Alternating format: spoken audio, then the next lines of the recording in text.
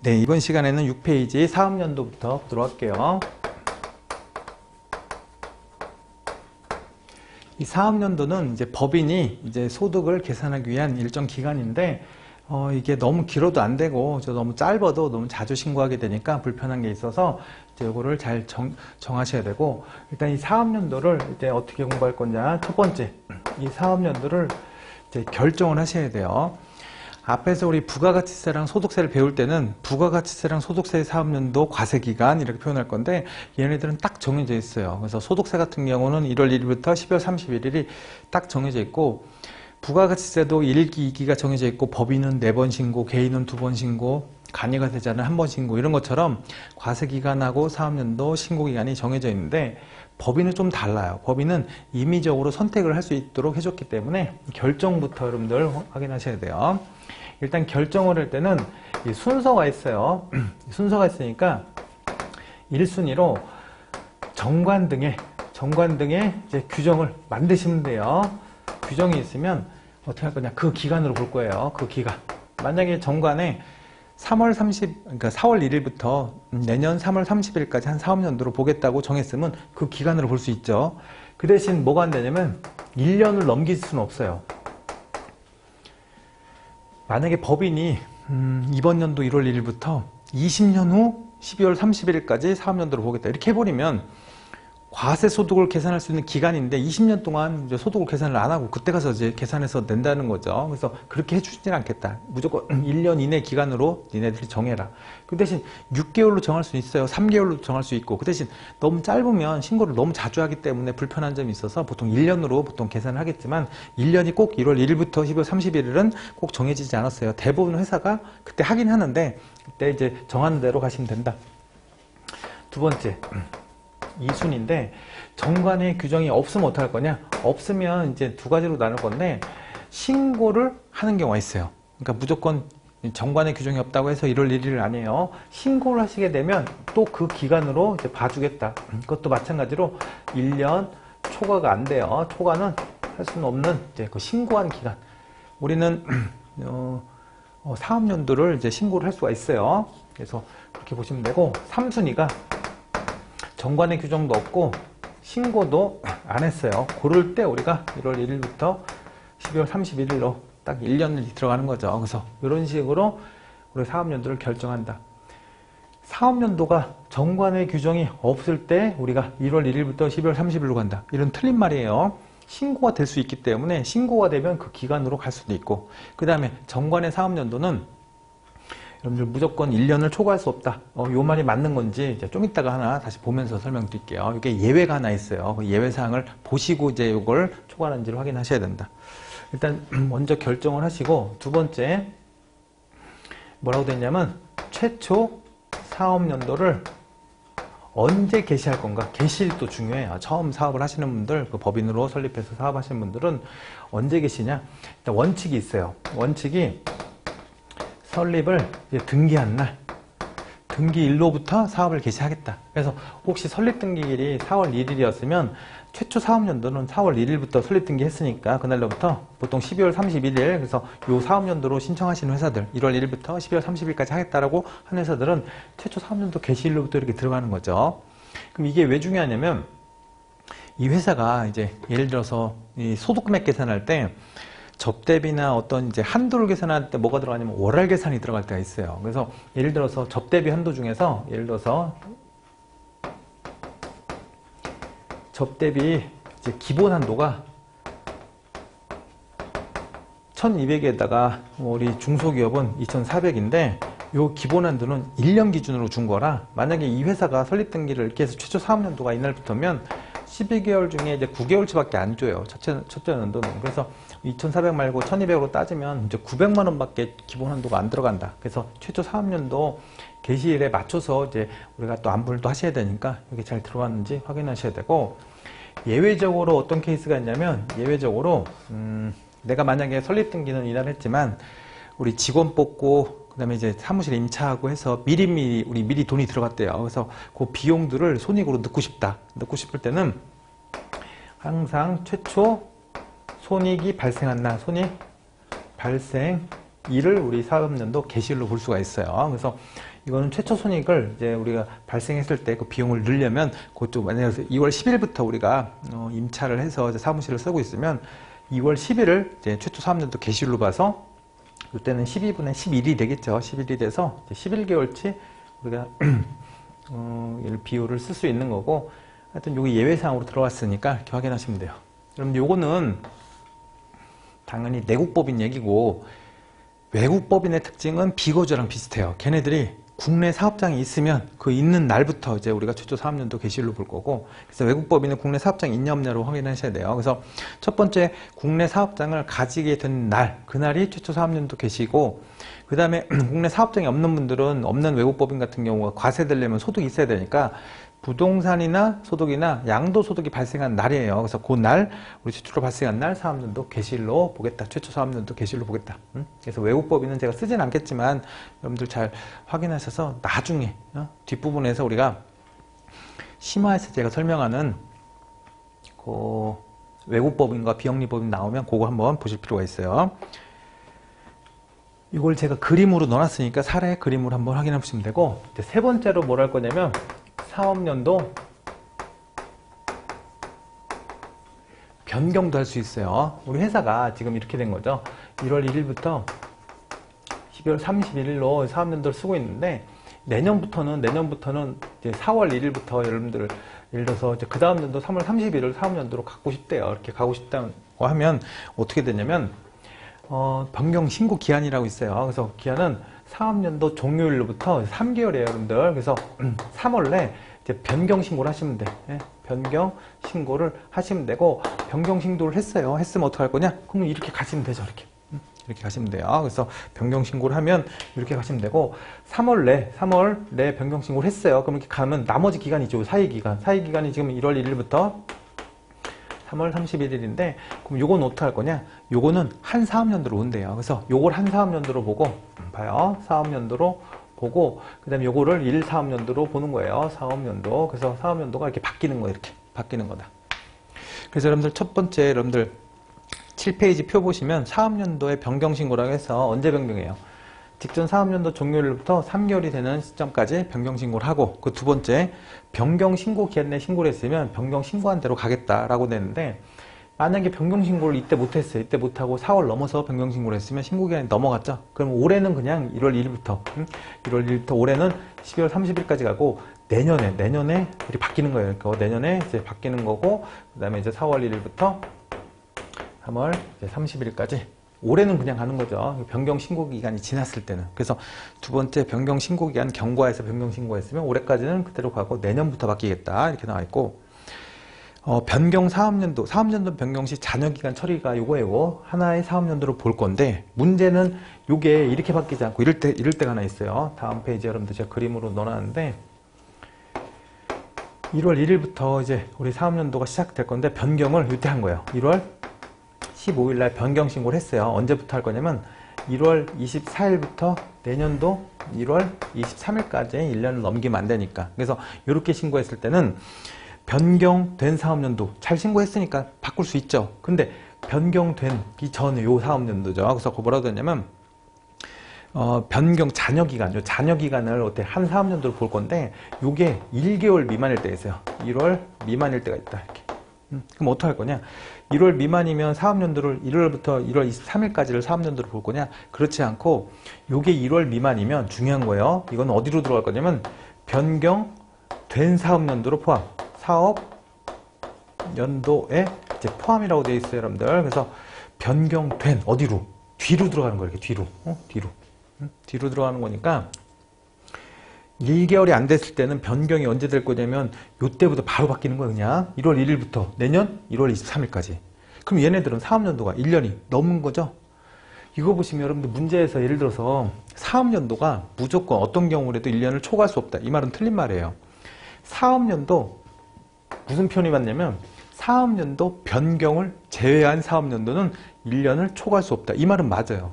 사업연도 변경에서 1년 초과가 나올 수가 있다는 거죠, 지금. 그래서 여러분들은 항상 사업연도 변경을 제외한 사업연도의 변경은 사업연도는 1년을 초과할 수 없다. 이 말이 맞는 말이다. 그냥 사업연도는 1년을 초과할 수 없다. 이 말은 물음표가 되는 거예요. 근데 이제 내시는 분이 이거 보고 내셔서 이걸 생각을 안 하셨다라고 나면 그게 답이 또 될 수도 있어요, 여러분들. 그러니까 이거를 다른 답이 또 있는지 확인하셔야 돼. 이거는 정확한 표현을 이렇게 들어가야 돼요. 그래서 이렇게 정확한 표현을 들어가야 되니까 사업연도 변경은 그렇게 보시고, 이제 8페이지 보시면 사업연도 의제죠, 여러분들. 이건 중요해요, 여러분들. 사업연도 의제라는 거는 사업연도를 무조건 이날로 보겠다는 거니까 이건 잘 확인하셔야 돼. 그래서 잘 확인하는데 여러분들 중요한 원칙이 있어요. 그래서 원칙이 있으니까 잘 보시고, 이제 예를 들어서 사업연도가 이 회사는 1월 1일부터 12월 31일이 사업연도래요. 그래서 이렇게 1사업연도로 이렇게 가고 있었어요. 근데 첫 번째, 해산 청산이다.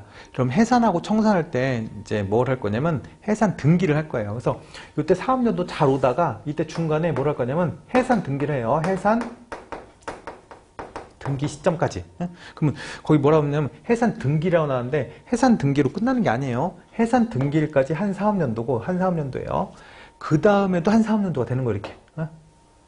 한 3년도 되는 거예요. 그 다음에 언제 끝날 거냐면 여기 내년에, 그 다음 이제 이게 17년도, 18년도, 19년도라고 하면 19년도에 자녀 재산가액 확정일이 들어오면 뭐 할 거냐? 요때 끝나요, 여러분들. 자녀 재산가액 확정일까지 우리 끝나는 거다.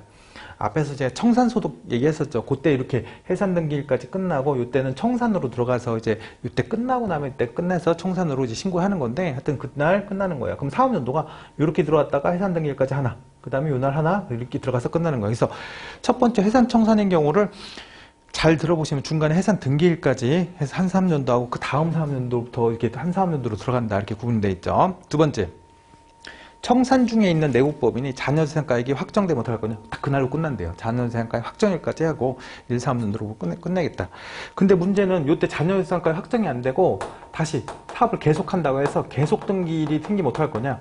여러분, 계속등기일은 뒤 사업연도가 다시 이어지는 거예요. 다시 이어지는 거다. 그래서 여러분들 이거 보이시죠, 지금? 그래서 보이시는 것까지 여러분들 자, 거기까지 보이시죠? 지금 해산등기가 생겼으면 해산등기일이 있으면 이날까지 각 사업연도로 보는 거고, 그 다음에 다음 연도에도 자녀재산가액 확정이 되면서 끝나죠.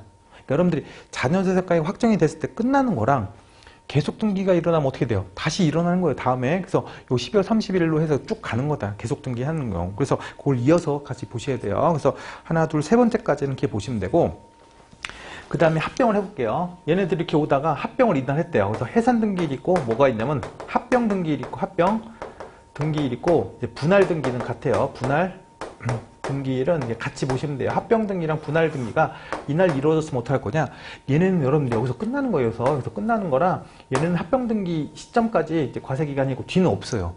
합병이 되고 나면 다른 회사에 흡수되는 거기 때문에, 예를 들어서 합병이 된 거기 때문에 새로운 회사가 생기는 거지 계속 이어갈 수는 없다.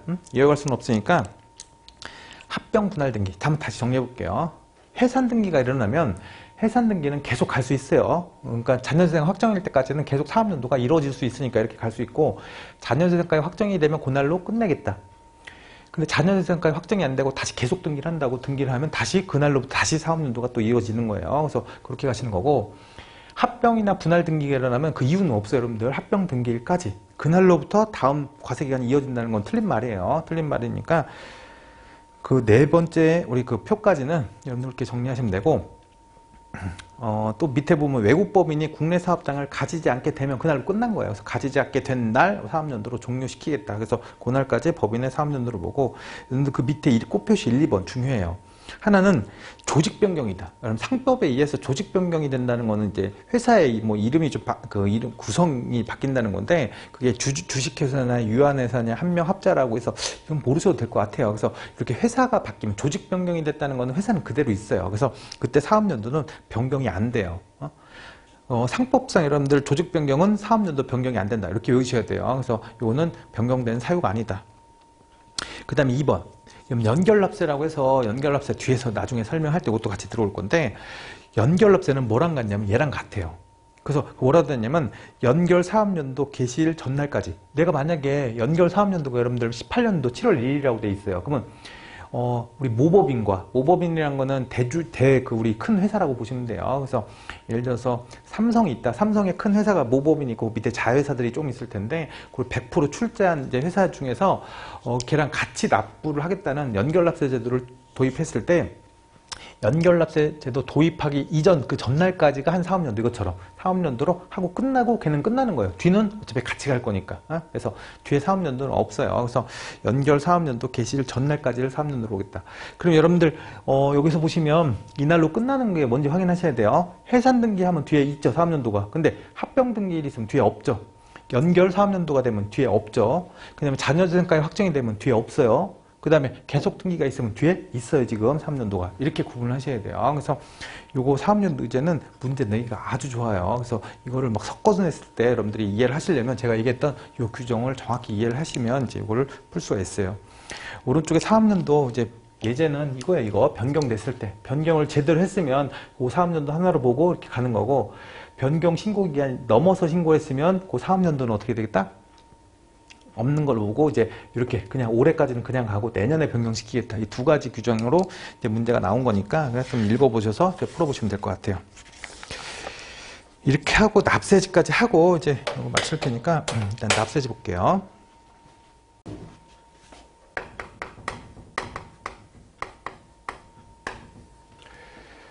이 납세지는 이제 우리 법인세를 내는 관할 이제 세무서를 결정하는 건데, 법인은 쉽죠. 우리 개인 같은 경우는 뭐라고 했어요? 주소지라고 했어요. 그래서 주소지라고 하고, 뭐 주소지가 없으면 뭐 다른 거소지나 뭐 이런 걸로 표현했는데, 이제 법인 같은 경우는 납세지가 원칙이 납세지가 본점 소재지예요. 본점 소재지. 그래서 정확한 표현은 해당 법인의 등기부상, 본점 또는 주사무소 소재지 이렇게 써 있죠. 그래서 그게 본점 소재지 등 이렇게 표현할 건데, 이제 납세지는 본점 소재지고, 그러면 여러분들 외국 법인은 뭐가 되겠어요? 외국 법인은 쓰진 않을 거예요. 국내 사업장이 있으면 거기에요. 국내 사업장 소재지. 거기 보시면 국내 사업장이 2개 이상 있대요. 그럼 그 중에서 주된 국내 사업장이라고 해서 이제 본점처럼 쓰는 주된 국내 사업장으로 쓸 거고, 그럼 그 밑에 줄도 좀 읽어보셔야 돼요. 그 밑에 뭐라고 되냐면 세 줄. 국내 사업장이 없대요. 그럼 국내 사업장이 없으면 걔네가 뭐가 생겼겠어요? 부동산 소득이나 양도 소득이 있어야지만 과세를 되기 때문에 그 소득이 있는 경우에는 각각 그 자산의 소재지라고 돼 있어요. 그래서 그 자산의 소재지고, 그 자산이 몇 개 더 있나 봐요. 여러 개 있어요. 부동산이 여러 개 있대요. 그래서 둘 이상 자산이 있는 경우는 그 중에서 외국 법인이 신고하는 장소래요. 정확하게 아셔야 돼. 그래서 외국 법인 할 때 이제 이것도 한번 같이 정리해서 이제 납세지를 보시는데, 그런 것처럼 얘네들은 감각적으로 보셔야 돼요. 무조건 하나하나 디테일하게 이제 외워서 이제 풀기는 어려우니까, 국내 사업장이 우선이고, 다른 소득이 있으면 이제 그 소득에 발생하는 자산의 소재지에서 없으면, 여러 개 있으면 또 신고하는 장소 이렇게 나갈 수 있으니까 보시고, 일반적인 법인의 납세지 이걸 외우셔야 돼요. 그 다음에 법인화인 단체로 나온 거는 법인으로 보는 단체 중에서, 법인화인 단체 중에서 법인으로 보는 단체죠. 그럼 어디겠어요? 그 법인의 주된 사업장 소재지, 법인의 소재지를 보는 거예요. 그래서 그게 부동산 임대소득일 때는 그 부동산 소재지도 볼 수가 있고, 그 밑에 보시면 또 세 줄이 한편, 법인화인 단체 중 사업장이 없으면 어떡할 거냐? 사업장이 있으면 그 사업장 소재지만, 없으면 그 정관 등에 의해서 기재된 장소, 주사무소 소재지를 이제 사업장으로 한다라고 해서 뭐 예외적인 경우가 있는데, 뭐 중요하지 않아서 제가 밑으로 뺐어요. 그래서 그거는 좀 여러분들 한번 감안해서 보시면 되겠다. 그래서 이제 납세지 같은 경우는 원칙적으로 이제 법인은 본점 소재지예요. 등기부상 본점 소재지. 개인은 주소지로 해서 이제 보시면 되고, 부가가치세가 납세지가 다양하죠. 그래서 업종별로도 다양하고, 걔네들이 이제 사업장별 과세 원칙이 있고, 뭐 여러 가지 나오잖아요. 그래서 그렇게 보시고, 개인과 법인은 납세지가 뭐 크게 중요하진 않은데, 그래도 정확하게 알고는 있어야 된다.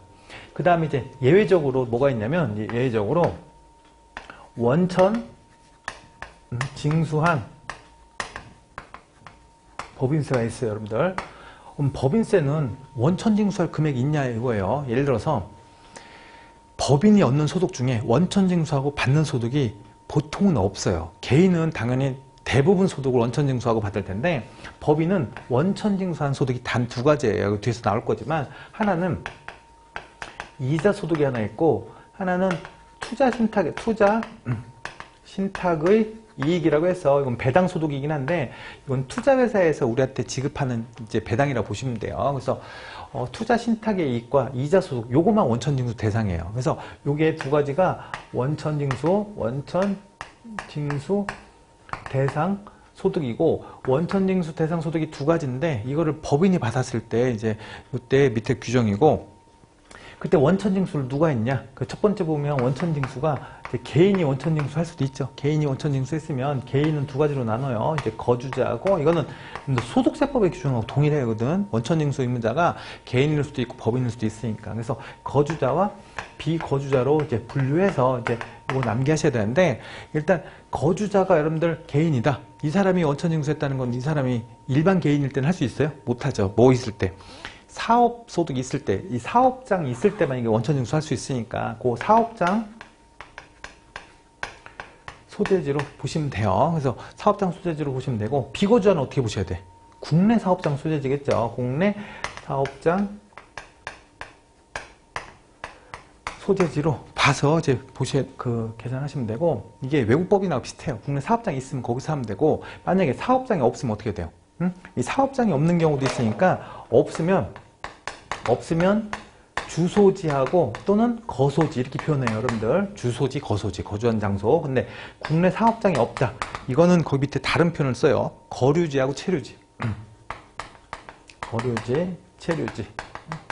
비슷한 말인데 이제 하여튼 이런 식으로 쓰니까 거주자는 주소지, 거소지다. 거주자가 거류지, 체류지로 표현된 건 틀린 거죠, 지금. 그래서 원천징수 의무자가 사업자야 돼요, 사업자. 그래야지만 원천징수 할 수 있으니까. 그래서 요거는 개인하고 같으니까 개인하고 같이 보시면 돼요. 두 번째. 원천징수자가 법인일 때 어떻게 할 거냐? 법인은 당연히 다 여기야. 그래서 원천징수가 여기 있으면 본점 소재지에서 본점 소재지 관할 이제 세무서장에게 납부를 하시면 된다는 거고 얘네는 예외적으로 이제 예외가 이게 있어요. 예외가 독립채산제에 의한 회계 처리를 하고 있는 사업장이 있대요. 그래서 이건 지점이라고 생각하셔도 되는데 이거는 본점하고 따로 하겠다는 거예요. 따로. 그래서 그 사업장 소재지로 가는 거예요. 그 사업장 소재지로 거기 보시면 이제 독자적으로 회계 사무를 처리하는 경우는 그 사업장 소재지다. 본점에서 안 해도 돼요. 얘네들은. 그래서 이렇게 구분되니까 납세지 보시면 되고 그 다음에 오른쪽 페이지에 3번에 여러분들 납세지의 지정인데 이것도 한번 보셔야 돼요. 납세지의 지정인데 여러분들 지정할 때 누가 지정하는지 확인해 보세요. 관할 지방국세청장이죠. 여러분들 이거 관할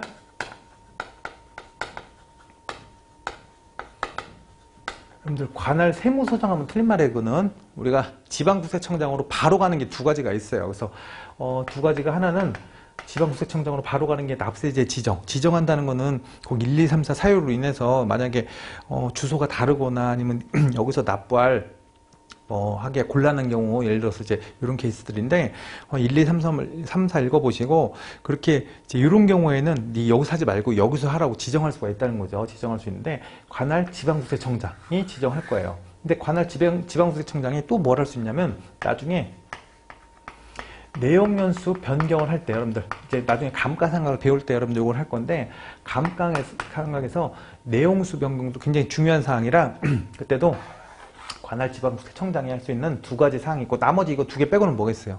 관할 세무서장이 하는 거예요. 세무서장이. 그래서 이거 두 개 빼고는 다 세무서장 얘기니까 이렇게 보시면 되고 여러분들 얘네들은 이제 지정하는 방식이 예를 들어서 신청에 의한 지정과 직권에 의한 지정이 있는데 개인은 여러분들 둘 다 돼요. 확인해 보세요. 납세제 지정은 개인하고 동일한데 신청도 할 수 있어. 내가 여기서 하겠습니다. 신청도 할 수 있는데 요거는 개인만 할 수 있고 이거는 법인만 할 수 있어요. 법인만.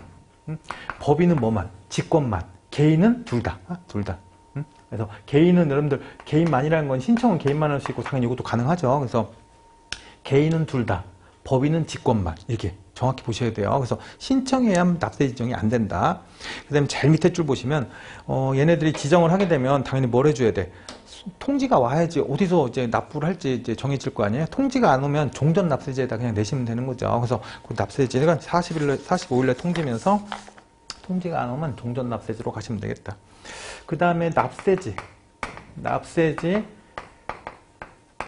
변경 신고인데, 납부 장소가 이제 납세지가 바뀌면 이제 우리 그 사업장이 바뀌는 거죠. 그래서 언제 15일이 중요한 건 똑같아요. 개인하고 15일 이내 변경 후 관할 세무서장이에요. 변경 후 중요한 건데, 하여튼 15일 이내 변경 후 관할 세무서장에게 우리 변경 신고를 하셔야 되고, 중간에 보시면 여러분들 부가가치세법에서 이제 우리가 사업자 등록 변경 신고를 하면 변경 신고한 걸로 봐준다고 했죠. 그래서 동일해요. 동일하고, 끝에 보시면 세 줄, 납세지 변경 신고가 없으면 종전의 납세지를 그 법인의 납세지로 하며 신고기간 경과에서 변경 신고를 한 경우에는 변경 신고를 한 날로부터 변경된 납세지를 그 법인의 납세지로 한다.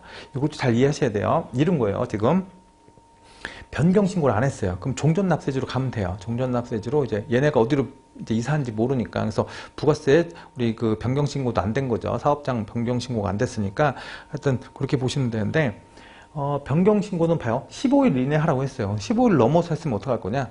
그럼 15일 넘어서 했으면 그 변경, 중요한 건 다음 과세기간부터 만약에 납세지 변경된 대로 해라. 그게 아니에요. 그럼 변경 신고한 날로부터 바로 이제 그 변경된 납세지를 그 법인의 납세지로 한다. 변경된 날로부터 해요. 근데 아까 제가 얘기했던 사업연도 변경은 어떻게 돼요? 사업연도 변경은 얘네들 보시면 두 가지가 다르죠. 사업연도 변경은 얘네들은 변경을 3월 말까지 하라고 했는데 그 넘어가서 신고했으면 올해까지는 변경 안 해줘요. 내년부터 변경을 해줄 거다 나왔죠. 그래서 요거는 다음 과세 기간부터 적용을 할 거예요. 기간부터 적용을 하는 케이스고, 납세지 변경 신고가 잘못됐을 때 요거는 15일 이내 하라고 했는데 15일 넘어서 변경 신고했으면 뭐라고 돼 있어요? 변경 신고한 날부터. 여기 표현이 다르죠, 둘이. 그래서 이건 구분해서 잘 문제로 낼 수 있으니까 한번 잘 확인해 볼 필요가 있어요. 그래서 납세지 변경 신고는 우리가 15일 이내 변경 후 관할 세무서장이 하시면 되는데, 그 기간이 지나서 변경 신고했더라도 그 기간 변경된 날로부터 변경된 납세지로 가는데, 사업연도는 그렇게 할 수는 없다. 올해까지는 그대로 가고 그 다음 사업연도부터 이제 적용을 시키겠다는 거고, 그 다음에 이제 관할 세무서장이 이제 하는 경우가 아니고 납세지 지정 같은 경우는 관할 지방국세청장이 할 수 있는 거고, 이렇게 직권과 신청이 가능한 거는 개인만 되는 거고, 법인은 직권만 되는 거예요. 중요해요. 그래서 법인은 직권만 가능하고, 이제 개인이 신청과 직권이 다 되는 거죠. 직권이 다 되는 거고, 이건 개인만 신청을 할 수 있다는 거죠. 사업소득 있는 이제 자가 신청할 수 있다고 제가 얘기했어요. 그래서 요건 여러분들 뭐랑 비슷하냐면 소득세법하고 좀 비슷해요. 소득세법하고 납세지하고 이제 이런 부분은 비슷하니까 그걸 같이 연관해서 보시면 좋아요. 그래서 그게 어디서 나올지 모르니까 연관해서 이제 보시면 좋을 것 같고, 이 일장에 대한 여러분들 문제는 한번 풀어보시면 이제 다 어렵지 않게 풀 수 있을 거예요. 풀 수 있고, 만약에 모르는 내용이나 좀 여러분들 이상한 부분이 있으면 나중에 이제 질문을 하시면 제가 답을 해드릴 테니까 한번 그때 보시면서 가시면 될 것 같아요. 이게 지금 문제를 같이 풀고 이제 갔으면 좋겠는데, 이제 문제 풀다 보면 또 시간이 너무 지체를 해서 여러분들 들어갈 수 있기 때문에 문제는 혼자 푸시고, 일단 나중에 여러분들 제가 하여튼 뭐 기출문제 위주로 정리를 할 때, 여러분들 이건 기본 문제들이니까 여기도 기출문제가 한두 개는 들어있을 거예요. 그래서 요거랑 같이 여러분들 그 확인한 다음에 기출문제 풀이할 때 제가 풀이하는지 어떻게 편하게 풀 수 있는지, 그리고 요약도 하면서 갈 거니까 그때는 그 요약하고 풀이할 때 그때 다시 한번 여러분들 연습하신다고 생각하시고, 설명 잘 듣고 나서 이제 풀어보시면 모르는 문제들만 여러분들 체크를 해 놓으시고, 그런 부분들만 나중에 다시 한번 또 틀린 문제들 다시 한번 풀어보시면서 잘 따라오면 좋겠어요. 특히 법인세법은 소득세랑 우리 부가가치세는 어렵지 않게 문제를 풀었을 거예요. 그래서 풀었을 거고, 나중에 국기법이랑 국진법도 비슷해요. 걔네들도 어렵지 않게 풀 수 있어요. 근데 법인세법은 이게 지금 전체를 다 배워야지만 풀 수 있는 문제들이 많이 나올 거예요. 어떻게 보면. 그래서 여러분들이 이제 연습 문제를 풀다가 이건 모르는 건데 이렇게 나오면 안 배운 거예요. 안 배운 거. 그래서 다 배우고 나서 다시 풀으셔야 돼요. 법인세법은.